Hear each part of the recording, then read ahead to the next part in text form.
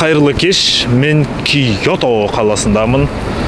Жаңа ғана поездан түстім, бекеттен шықтым, қар жауып тұр, керемет етіп, әдемі етіп. Сосын ойлап жатырмын, осыны видеоға түсіру керек, бірақ камераны шығарғым келмейді, сумкада терең жатыр. Бір жағына шығарсам суланып қалады. Жүрдім, жоқ, түсіру керек. Камераны шығарып болғанша қар тоқтап қалды, болды. Жоқ қар енді, бірақ су, жер дейтін барлығы су. Енді қар андай ғой, жаңбырмен аралас қар жауды. Өте әдемі болып, бір жағынан ауыр болды қар дейтін, өйткені су қосылған ішіне. Қараңыздар, Киотода әлі таксофондар бар. Таксофон демейді, таксофон ғой да аттары. Осының есімі, мынау қала ашылады. Ух ты, әлі таксофон бар 2023 жылда. Қараңыздар, істеп тұр, оған қоса. Жапония.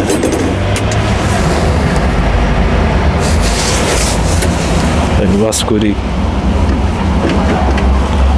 Ух ты, андай дыбыстар шығады екен, пинг-пунг-пунг.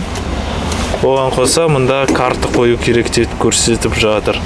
Әрге картаны тығасың, сосын бір жаққа звондайсың. Әлі күнге дейін таксофондар бар. Жапония үнемі таң қалдырады. Әлі күнге дейін таксофон тұр. Көше ортасында істеп тұр оған қоса.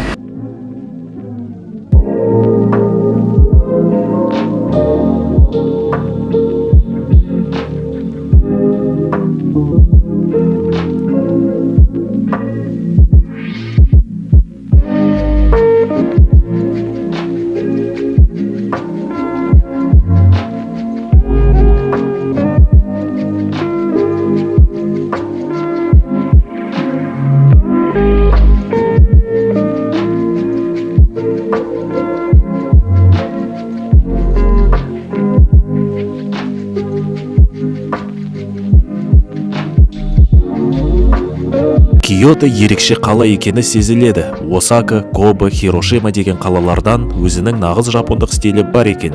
Көшедегі әр мекеме, нысан, сен Жапонияда жүргеніңді еске салуға тырысып жатқандай. Бірден қонақ үйге келдім. Бір түнгі бағасы 3500 йен, немесе 12250 теңге. 36750 теңге төлеп, 3 күнге тоқтадым Киото қаласында. Қонақ үй нағыз жапон стилінде, минимализм. Жеңіл ағаш есіктері, балконы бар, бөлме іші кең. Ал жуынатын жері енді тар екен. Мұнда Жапонияда розеткалар дейтін осындай қараңыздар. Не мынау, ё-моё. Менде дейтін әрине ондайға зарядтар жоқ, осындай зарядтайтын. Сондықтан визаның жігіттері маған осындайды берді. Олар үнемі Жапонияда болып отырады, сондықтан олар өзінің осындайын берді да. Бірақ бұл аз. Менде дейтін камера зарядтау керек, батареяларды, сосын 2 камера бар, сонымен қатар телефонды зарядтау керек, стабилизаторды зарядтау керек. Ол үшін жетпегендіктен тағы да осындайды мындан сатып алдым. Бірақ бұның барлығы USB ғой, да? Ал ноутбук қыстырайын десем, қайда не істеймін енді? Ноутбук қыстыратын жоқ. Ешқай жерде таба алмайсың. Қай супермаркетке кірме, қай электр дүкендерге кірмес, сатылмайды ондайлар жоқ. Сонда тек қана маған ба не керек бұндай? Меніңше әлемде соғыстар әзірге бітпейді. Өйткені қалай әлем дейтін бірдей розеткаға келісе алмай тұрғанда, басқа сұрақтарға келісе ала ма? Мысалы, жарайды Жапонияда осындай, бізде осындай еуропалық стильда солай аталады. Ал Америкада қандай, Австралияда қандай, Қытайда қандай, Үндістанда қандай, жан-жақта әртүрлі розеткаларда. Егер дейтін бүткіл әлем бірдей розеткаға келісе алмай тұрғанда, басқа сұрақтарға келісе ала ма? Осындай ой туып тұр менде.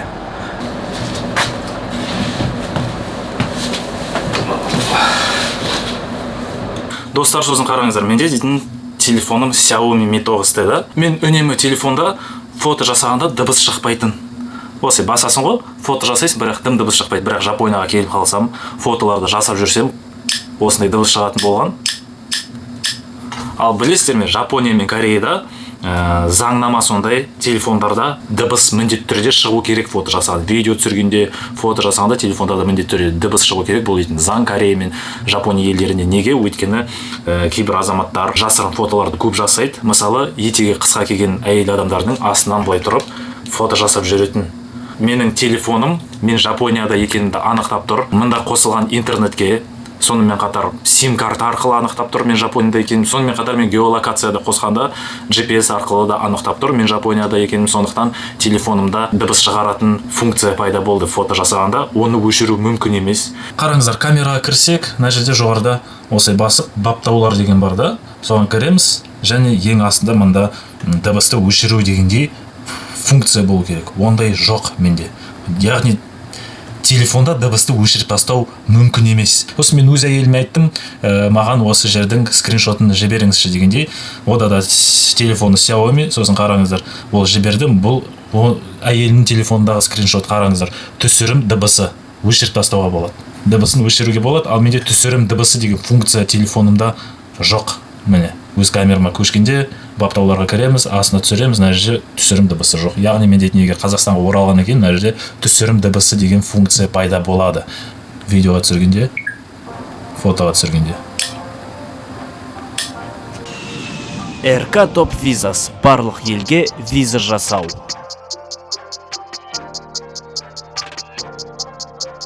Таңмен қонақ үйімнен Киото қаласын аралауға шықтым. Бұл Киотоның қоғамдық автобусы, жолақы төлеу системасы жақсы дамыған. Бұл жерге тиындарды саласың, автомат санап қабылдайды. Төні 500-150 деп тиындар жазылып тұр. Тиын жоқ болса, бұл жерге ірі ақшаңды кіргізіп, автомат ұсақтап береді. Ал немесе картамен төлей қоясың. Бұл жерде телевизорларда аялдама мен жол ақы бағасы жазылады. Жүргізуші әуе пилот сияқты киінген, бетперде таққан, микрофон тақатқан. Әр аялдаманы айтып отырады, сонымен қатар жолақы төлеген әр жолаушыға алғыс айтады.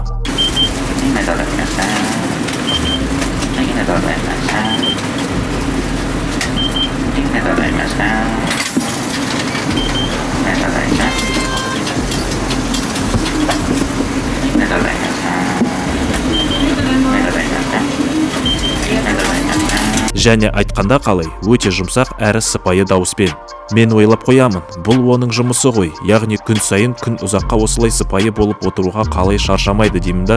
Жапондықтар роботтар сияқты деп бекер айтпаған екен әлемде.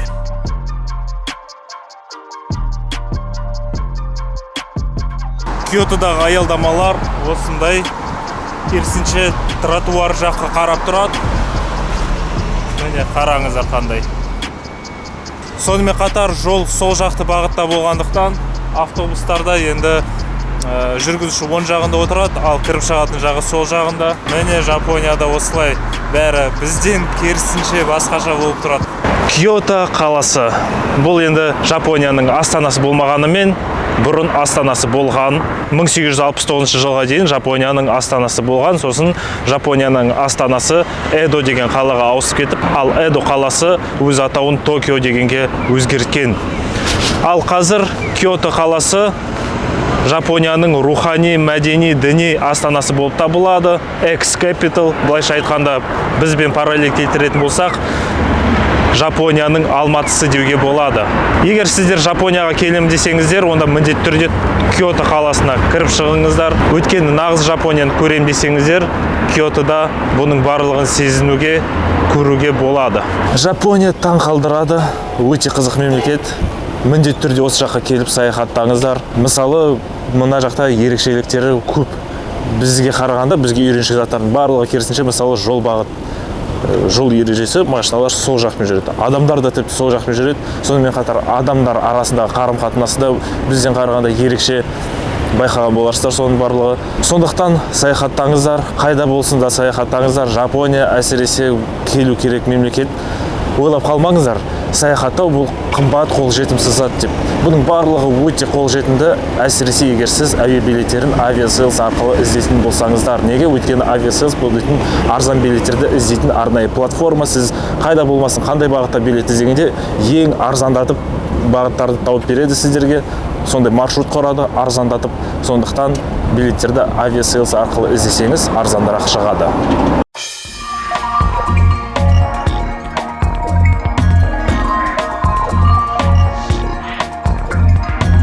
Киото қаласындағы бірінші барар көрер жеріміз Фушими Инари Таиша атты көне ғибадатхана. Бұл Киотоның ең басты туристік нысаны болып табылады.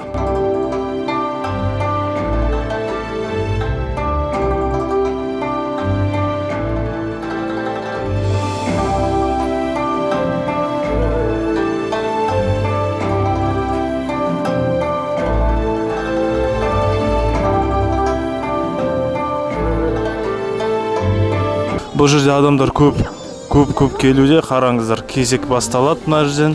Осылай созылады да. Мына жерде фотоға түсуде. Негізі керемет фотолар шығады мына жерде.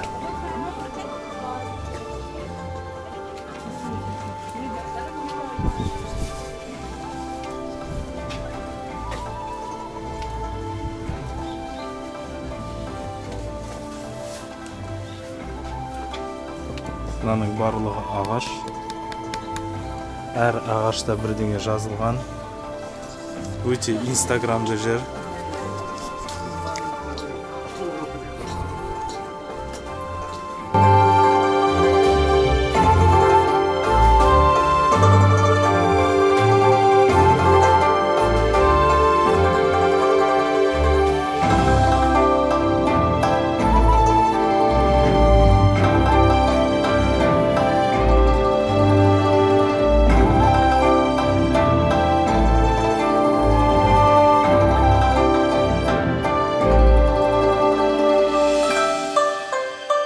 Фушими Инари Таиша деген бұл ғибадатхана, сондай буддистердікі Жапонияда, Киотода орналасқан әлемге әйгілі сондай бір өте танымал буддистік ғибадатхана. Бұл жерде бір параллель келтірсек, ислам дінімен, мысалы Абу-Дабидағы Аппақ мешіт бар. Бұл жерге адамдар келіп, Аллаға сыйынып, сонымен қатар бұл жер өте туристік жер болып саналады. Стамбулдағы Айя София мешіті бар.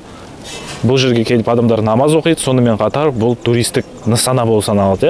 Туристер өте көп келеді сол жерге. Туристік нысана, сонымен қатар адамдар табынатын жер, бұл дейтін Париждағы Нотр-Дам де Пари католикалық шіркеу де бар. Осы Фушими Инари Таиша деген буддистердің ғибадатханасы да Киотодағы туристік жер. Адам өте көп келеді туристер, сонымен қатар бұл жерге дейтін әлемнің түкпір-түкпірінен, мысалы Вьетнамнан, Непалдан, Қытайдан турист ретінде келеді де, бұл жерге сонымен қатар табынып кетеді. Фушими Инари Таиша осы ғибадатхана бойынша үлкен бір ғимараты жоқ. Мен байқамадым ондайды, бірақ біздің заманымыздың 711 жылы салынған екен. Сонда 1300 жыл өтіп кетті осы ғибадатханаға. Осы жерден тағы бір факт, мысалы ТМД елдерінде егер сіздің жолыңыз үлкен бетон плиталардан тұрса, демек сіздің жолыңыз қазір бір әскери нысанаға әкеледі. Ал Жапонияда егер сіздің жолыңызда өте көп бамбук ағаштары кездесіп жатса, демек сіздің жолыңыз бір ғибадатханаға апарады. Осындай бір қызық факт. Неге жапондықтар ғибадатханаларды бамбук орманымен қоршайды? Өйткені олар бамбук ағаштары жын шайтандардан, жаман әсерден қорғайды деп сенеді. Бұл жерде адамдар келіп табынуда, және өте қызық затты байқаудамын. Міне үлкен жәшік тұр ғой алда, сол жерге тиын тастайсың да, сосын бұл дейтін енді былайша айтқанда садақа, сосын алақандарын қосып бірнеше рет бас изеді, ал тиынның орнына келіп бір құндыма бір заттарды тастауға болады. Қараңыздар, тауып тұр заттар, неше түрлі діни, сувенир, тағы да тағы заттар, және мұнда дейтін Луи Виттон жатыр. Ішінде сумка бар. Ой, ұялып тұрмын, ішін ашып қарауға. Мына жерде неше түрде заттар бар. Міне осындай шамға арналған қорап па. Осындай заттарды тастайды адамдар. Келетте пакетімен былай салатта, сосын алақандарын қосып бас изеді. Ал кейбіреулері тиын тастайды үлкен жәшікке.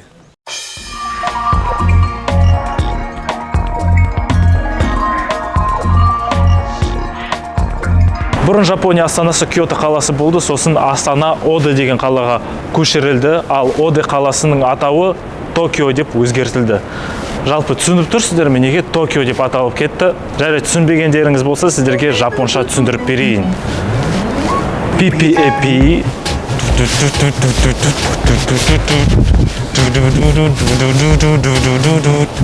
have a Kyo, I have a To, Kyoto, I have a To, I have a Kyo, Tokyo. Түсіндіңіздер ма?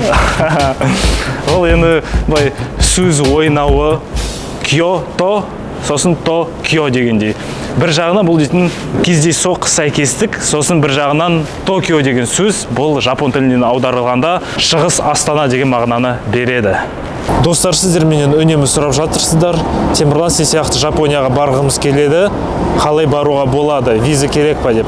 Әрине Жапонияға виза керек. Және визадан басқа көптеген бума қағаз керек екен. Мында Жапонияға кіру үшін соның барлығын дайындап апару керек. Декларация дейді, ПЦР, вакцинация, түрлі QR кодтар, осының барлығын Жапонияға кірерде көрсету керек. Сол жағынан бас қатырғыңыз келмесе, онда Эркато виз орталығына жолығыңыздар. Эркато виз орталығы сіздерге барлығын бір файлда дайындап береді. Қолдарыңызға файл ұстатады, сосын мына жаққа келгенде өте оңай. Бір QR код екінші, үшінші, төртіншісін көрсетесіздер де еш кезекте тұрмай бірден Жапонияға кіріп кетесіздер. Мен солай жасадым мысалы. Жалпы Эркато виз орталығы тек қана Жапонияға виза жасамайды, сонымен қатар бүткіл елге виза жасайды. Кез келген виза жасайды. Тек қана туристік емес, сонымен қатар жұмыс виза, емделу виза, бизнес виза, кез келген мемлекетке. Сондықтан виза жасасам десеңіздер, Эркато виз орталығына жолығыңыздар.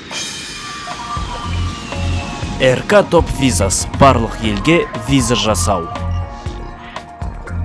Қазір Киотоның орталықты көшелерінде жүрмін. Енді орталықты жергілікті бір аудандарда.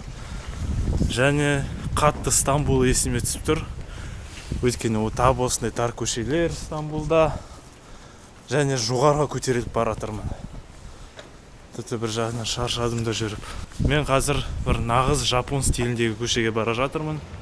Бұл енді арнайы олай етіп салынған зат емес, туристерге арнап. Бұл дейтін Киотоның ең ескі көшелерінің бірі. Шамамен Киото қаласы сол жерде өз бастауын алған.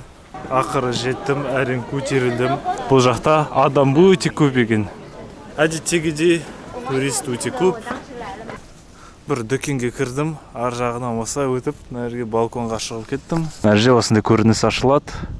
Орман, тауға шығып кеткен, сосын ар жақта қаланың көрінісі.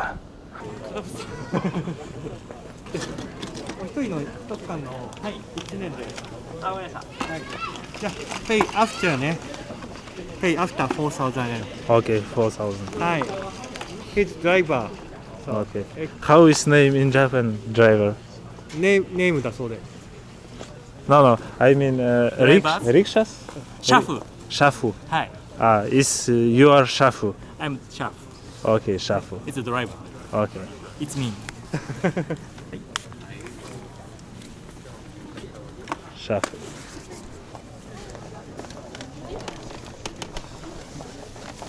Yeah, but it also looks is very nice. It's not hot. It's not hot. Yes. Near Russia. Minus 20. Мына орындық дейтін өте жылы. Астында бір жылытқыш бар екен сезіліп тұр. Ал кеттік. Okay. Okay. My name is Shiro. Shiro Ito. Hi. Nice to meet you. Nice to meet you. I'm driver today. Okay. Shiro. Shifa. Shiro. Shu. Shafu. Shafu. Okay, Shafu. I'm Shafu. Shiro Ito, you are my Shafu. Yes. Okay. Let's go. I'm ready? Yes. Okay, let's go.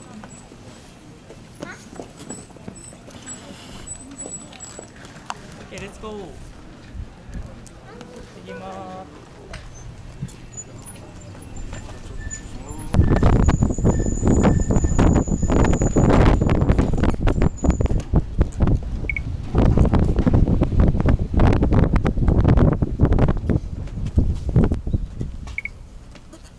This is a hotel. Hotel. Yeah. Okay. But before, it's a school. School. Yeah. Okay.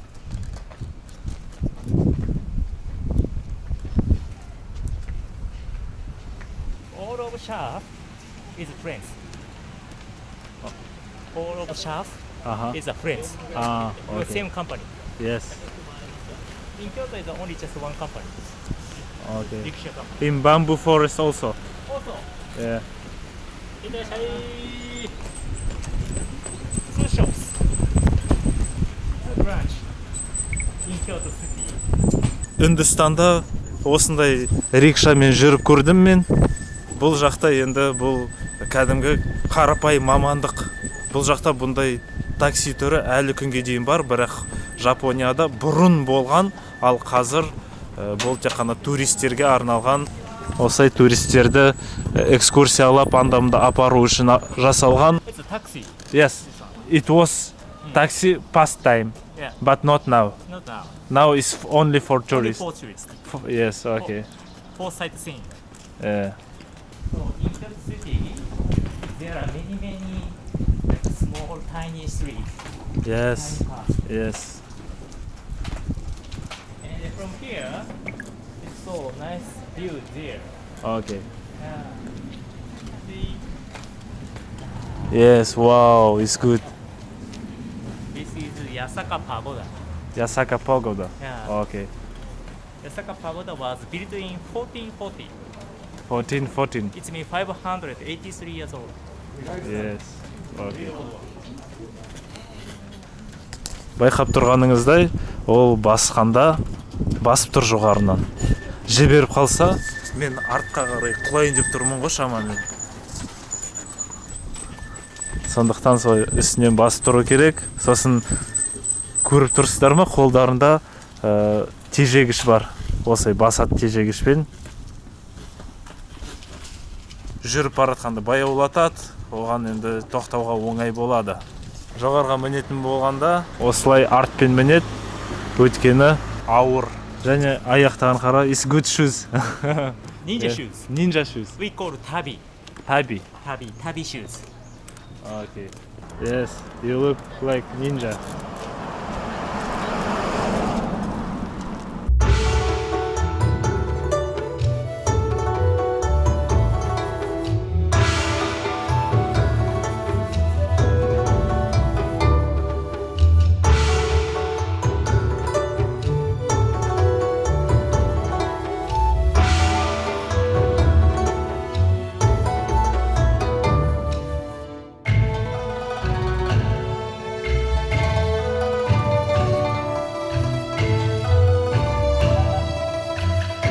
Қалай достар, Жапония мәдениеті сезіліп жатыр ма? Сіздерге соны жеткізе алып жатыр ма? Менің қолымнан келді ма? Сіздерге видео арқылы Жапонияны сезінуге. Олай болса, онда міндетті түрде лайктарыңызды басып, пікірлеріңізді комментарийда жазып кетіңіздер. Және ең күшті көмек маған болады, егер сіз менің арнама тіркеліп, достарыңызға осы видеоны таратсаңыздар.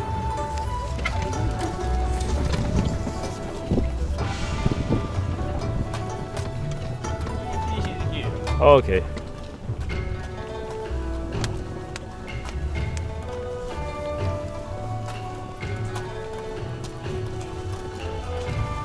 Thank you for riding. Thank you. Thank you very much.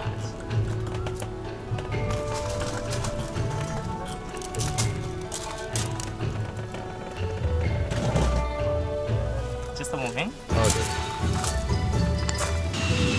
РК Топ Визас барлық елге виза жасау. Болды, шафумен кәсетіп болдым. Байша енді біреулеріңіз ойлап қалуларыңыз мүмкін. Бұл дейтін қиын ғой, қалай бұндайға барасың дегендей, мен ондайға отыра алмас едім.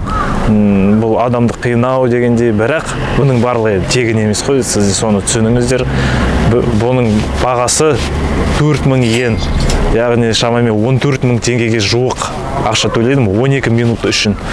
Бағасы 12 минутты осылай бір кварталда айналып шықтым, болды. Сол үшін 14.000 теңге. Минуты 1000 теңге кем дегенде. Бірақ басқа да тарифтар бар, жарты сағатқа 9000 йен дегендей, шамамен 30.000 теңге, бірақ онда керек емес, жай ғана кәсет көру мен үшін керек болды. Былайша және мені жапон мәдениеті өте қатты таң қалдыруда, қатты ұнауда жапондықтар. Неге? Жаңа шафу менен сұрап қояды, енді сен қазір қайда барайын деп жатырсың дейді. Мен бірден күдіктеніп қалдым, так, мынау қазір маған тағы да осы жерге барам деп айтсам, сол жерге апарып тастайын деп, тағы ұсыныс жасайын деп атқан болар деп, солай былайша айтқанда өзінің қызметін маған тыққыштап жатыр деп ойлап жатырмын. Бірақ сосын ойлап, так, бұл Жапония ғой, мен Жапониядамын ғой, Мысыр мемлекетінде емеспін, сондықтан оған бір шанс берейін, айтайын қайда барып жатырмын деп. Айтып қоям, Нинэнзака көшесіне бара жатырмын деп. Нинэнзака көшесі дейсің ба деп та, картаны шығарт, так, міне осы жерден біз сені алып кеттік. Осылай жолмен осы айналып, осы жерге біз сені әкелдік дейді. Осы жердеміз қазір. Ана тұрған тас гейтті көріп отырсың ба? Міне сол тас гейт. Сол тас тас қақпасына барасың, сол жерде оңға бұрыласың, сосын сен Ненензак көшесіне тап боласың. Ал ары қарай барсаң, жаңағы жер сені алып кеткен жер болады деп, сондықтан адасып қалма деп, солай күтім көрсетуде екен маған керісінше. Міне, Жапон мәдениеті осындай, өте қатты ұнайды. Әйтпесе менде саяхатшы ретінде бір иммунитет пайда болды. Бұрын менен бірдеңе сұраса, көмектесейін деп, мен бірден күдіктеніп, ол маған қазір өз қызметін тықыштайын деп жатыр ғой дегендей, сондай бір андай қорғаныс реакция пайда болады. Ал бірақ қорғаныс реакция пайда болды да, мен бірден басып тастадым, батыр, бұл Жапония, кішкене шанс берші, бұл дейтін Жапония емес па дегендей. Шанс берсе, ол маған керісінше күтім көрсетіп жатыр екен, адасып қалма дегендей. Не деген Жапония, таң қалдыруда, керемет. Міне Киотоның ең сондай орталықты көше. Шамамен осы жерден, осы ауданнан Киото бастауын алған. Барлығы нағыз жапониялық стильде. Ең туристік жер болып саналады екен осы жер. Мен ойламадым, мына жерде көп адам болады деп. Сонымен қатар бұл жерде мейрамханалар, дүкендер, сувенирлер, кәдесыйлар.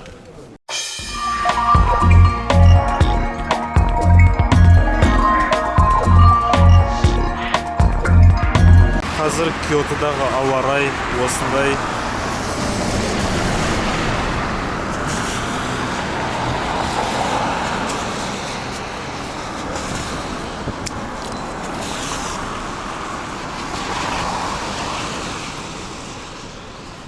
Қараңыз, жасыл жапырақ және үстінде қар жатыр. Қаланың басқа шетіне келдім. Канкуджи Темпл деген жерге. Бұл Киото қаласының көрнекті жері.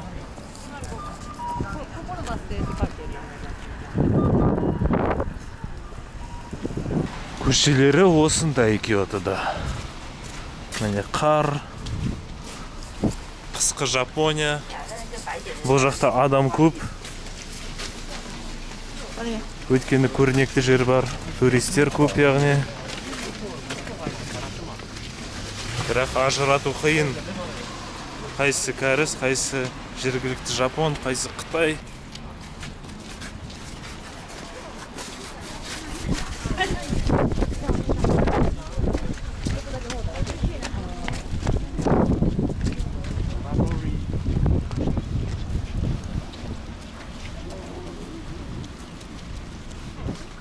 Бұл осындай таксилер, заманауи машина, сосын осындай ескі дизайндағы машина.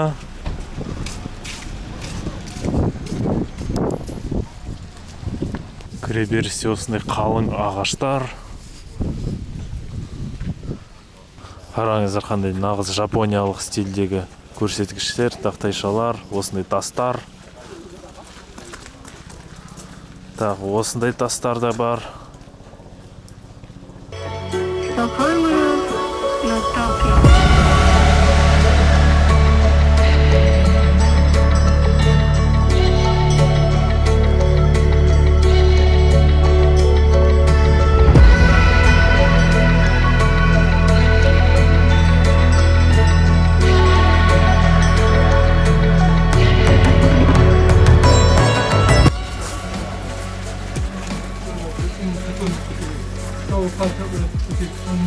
Осындай билет 400 йен тұрады.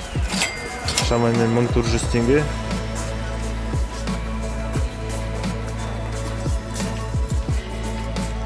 Мұндағы қоршаулардың барлығы бамбуктан жасалған. Адам өте көп. Бұл суда кішкене қатып қалған үсті.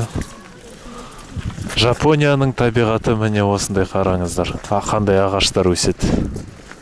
Бұл жерде көптеген шектеулер бар, видео түсіруге болмайды, көп үлкен топпен фотоға түсуге болмайды, сосын штатив, трипод деген заттарды қоюға болмайды. Бір жағынан туристерде сұраныс үлкен болғандықтан, бұнда бір логикасы бар, штатив қойып, орын алып, басқаларға кедергі келтірмес үшін осылай шектеулер қойып қойған. Ал бұл жапондардың діни ғибадатхана нысаны неге туристердің арасында сұранысқа ие? Өйткені бұл дейтін байқап тұрғаныңыздай толығымен алтыннан жасалған, жоғарғы жағы алтыннан жасалған, сонымен қатар бұл өте көне ғибадатхана болып саналады. Сонымен қатар осы ғибадатхананың айналасында өте әдемі табиғатқа ие парк орналасқан. Жапонияда жүріп, азиялық адамдарды көріп көз үйреніп қалады бірнеше күнде. Еуропалық нәсілді адамдарды көрмейсің. Енді осындай бір туристік нысандарға келгенде соның барлығы осындай жерде жүр екен. Қараңыздар, қар жатыр.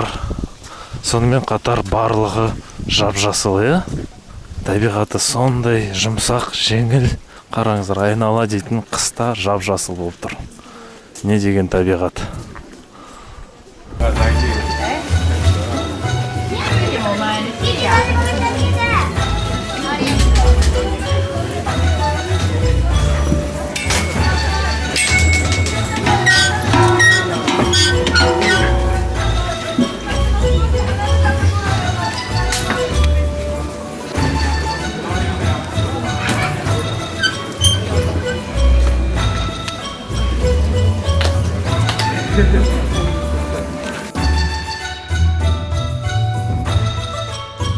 Бұл діни туристік нысан болғанымен, бұл жерде адамдар бәрі бір келіп, осылай табынып жатыр. Мына жерде ақша тастайды, сосын ана арқанды алып, түртеді жоғарыдағы затты.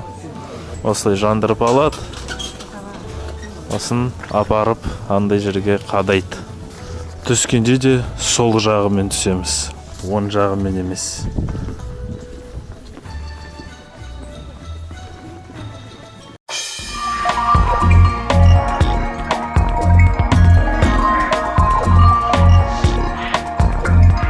Келесі туристік нысан бұл дейтін Рёанджи тастар бағы. Осындай барлығы дәстүрлі жапон стилде. Мына жерде дрон ұшыруға болмайды дейді бірден. Today's rock garden. Like this, okay? Covered with snow. あ、見えないってこと？ちょっと一部のね、雪が雪で。それは大丈夫。OK。あり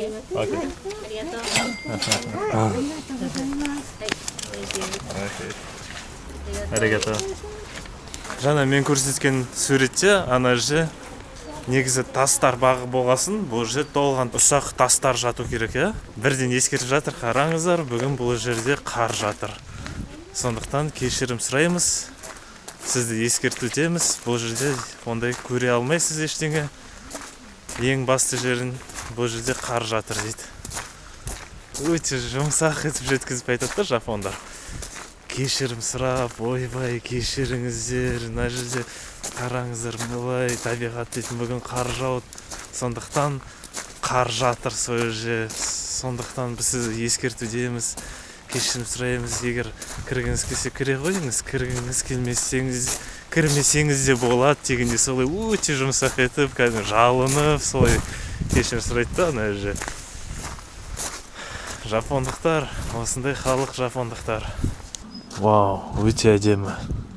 Нағыз жапониялық жұмсақ табиғат. Ондай табиғат бізде жоқ. Біздің континентте, біздің мекенімізде ондай өсімдіктер өспейді.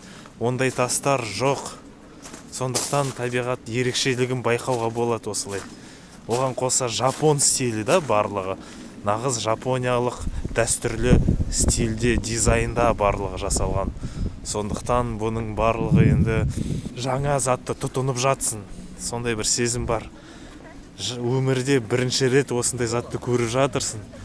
Өз көзіңмен сол жерде жүрсің, барлығын стап көруге болады, сезініп көруге болады. Сондықтан өте ерекше сезім пайда болуда осылай. Бұл жерде осындай бір табынып кететін жер. Тастарды қойып қойған. Киото бұл осындай өте әдемі қала. Нағыз жапон стилінде, жапондық дәстүр нысаналарға толы қала. Осындай нағыз Жапония дейтін бұл былайша Киото деуге болады. Негізі Киото қаласы екінші дүниежүзілік соғыс кезінде ядролық бомбаның астында қалу керек еді. Бірақ ядролық бомбаны Жапонияға тастау операциясының жоғарғы лауазымдағы бір офицер Киото қаласын тізімнен сызып тастап, оны Нагасакиға ауыстырып тастады. Неге? Өйткені сол офицер кезінде үйленгеннен кейін шәрбәтайын әйелімен осы Киото қаласын өткізген. Киото қаласы оған ұнап қалып, сондықтан бұл қаланы құртқысы келместен кез келген бір төменде бір Нагасаки деген қалаға бомбаны сол жерге тастау керек деп сондай бұйрық беріп жіберген. Бұл енді 100% факт емес, бірақ сондай әңгіме бар әлемде, тарихта. Міне тағы да осындай бір жерге жақындап қалдық. Бұл жерде тастар мұражайы, өте көп тастар, өте жағымды жер. Адам аз, керемет табиғат, тып-тыныш. Тек қана құстардың шырылдаған дыбыстары, сосын жауып жатқан бір қар ма, жаңбыр ма, соның дыбысы.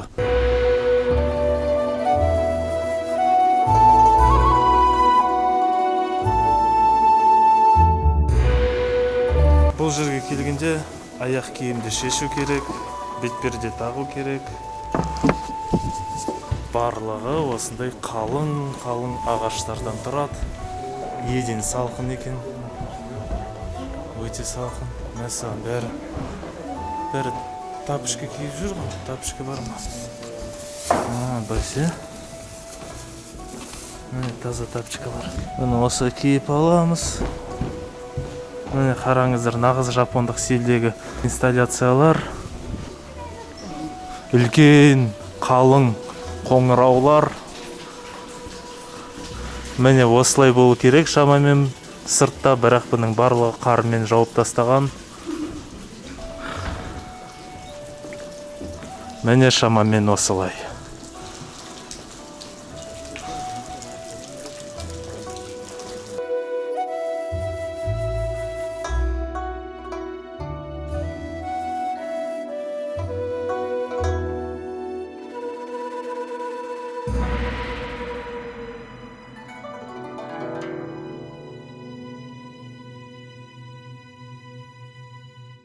Жаңа осыны кіре берісте бізге қолға буклет қағаздарды статқызып қояды. Әр кірген адамға сол жерде жазылған. Мында тастарды 15 тасты санай алмайсың. Осындай ұсақ тастар ғой. Соны 14-еуін санайсың да 15-не келіп қалғанда шатасып кетеді көзің.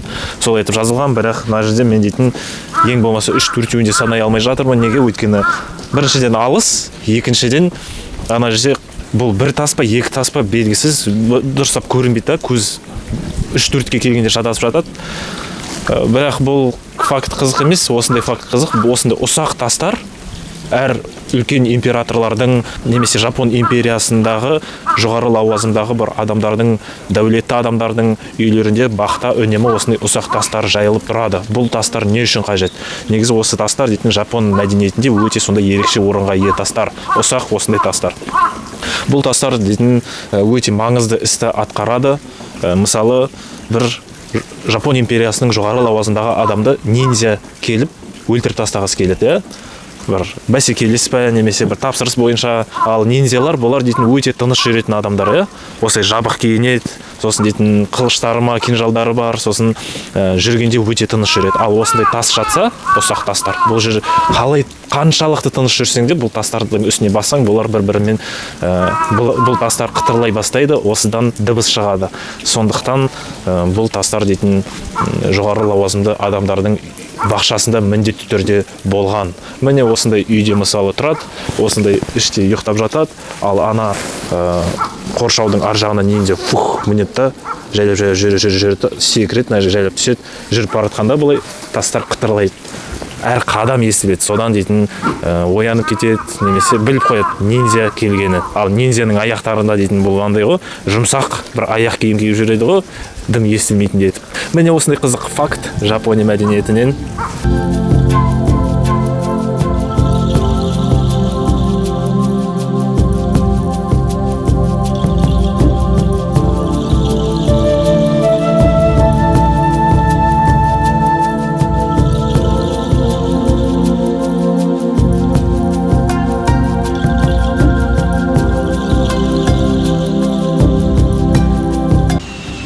РК Топ Визас, барлық елге виза жасау. Жаңағы тастар бағынан шықтық, енді бетке дейтін қар соғуда. Бір жергілікті ауданда жүрмін. Жапондықтардың кейбір азаматтары осындай ауданда тұрады. Осындай үйлерде, осындай автотұрақта көліктерін тұрақтайды. Міне осындай үйлер Жапонияда. Барлығы жапон стилінде.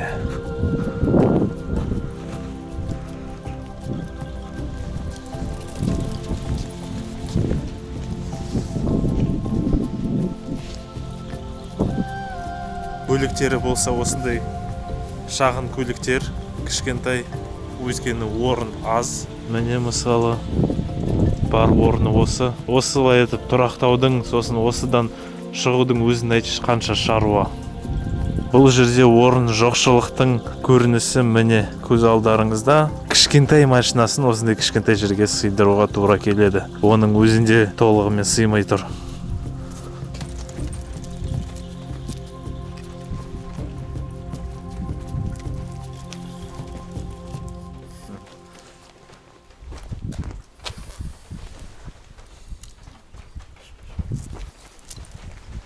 Міне мопс аяғын жарақаттап алды артқа, сондықтан енді артқа аяғын көтеріп жүретін бір арба жасап қойған.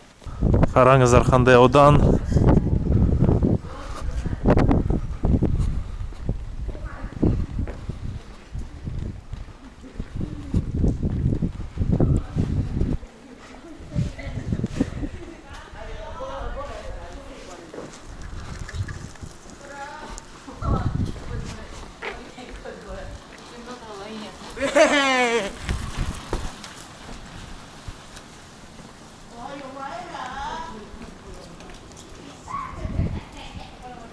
Қалай сіздерге осындай аудандар ұнай ма?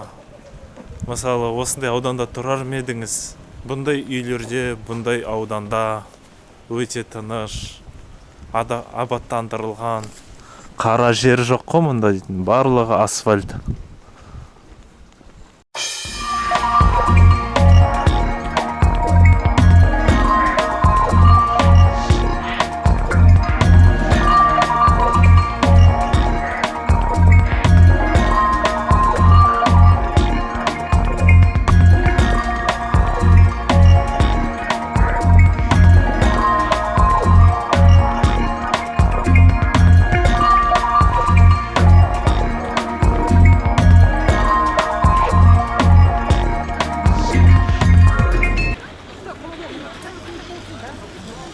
Мен Bamboo Forest ауданына жетіп қалдым. Бұл жақта тіршілік көп екен, көптеген мейрамханалар, сувенир сататын дүкендер, түрлі басқа да туристерге арналған қызметтер ұсынуда, киімдер дегендей. Міне мен бамбуктар орманына келіп қалдым.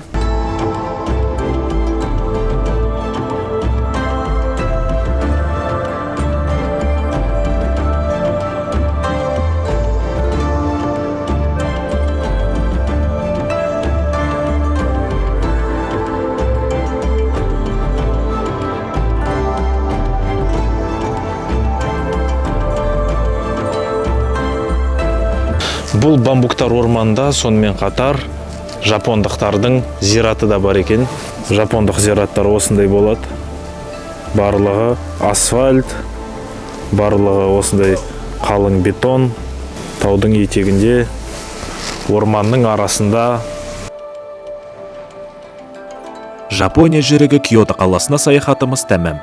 Алда енді ең қызығы күтіп тұр. Мүлдем басқа әлем. Астанасы Токио қаласы. Қазақ тілді саяхат жобасын қолдау мақсатында менің Темірлан Мукашев YouTube арнама тіркеліп қойыңыздар. Менің көрерменім, оқырманым, подписчигім болуға сіздерді шақырамын. Келесі видеоларда көріскенше.